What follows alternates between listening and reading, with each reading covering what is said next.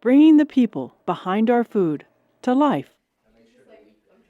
One of the things that I do when I start my blog post is I get all my ingredients together and I put them on my big cutting board and I take a picture of it. And if you look at each of those pictures in my blog post, you'll see that these are, it's not processed food. I'll get something from the farmer's market or from Whole Foods, and you'll see, fresh potatoes, you'll see parsnips, onions, good cuts of meat or salmon, local Dungeness crab. But these are all basic, foods, and they're great, they're healthy.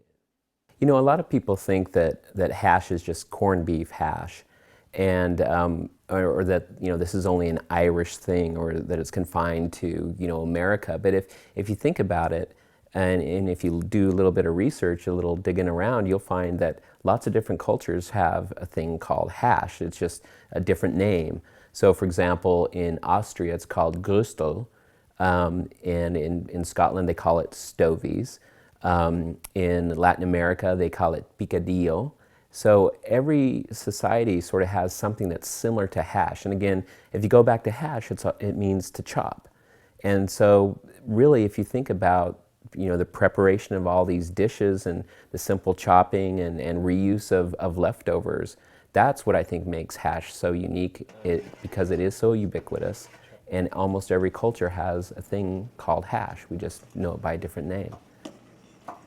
I was recently contacted by a gentleman from the Boston Globe, and he wanted to know, what is red flannel hash, and how did that come to be? And as near as I can tell, it did originate in New England, but the red flannel is really from the grated red beets that people put into it, and it generally has meat as well that's put in there.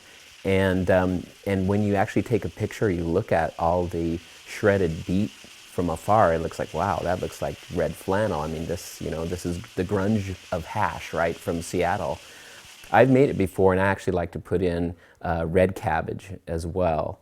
And it's just a really nice, different flavor profile. You get the roasted beets in there, and it's a lovely hash. But red flannel hash is one of those that you don't see too often, and it's pretty much a New England thing.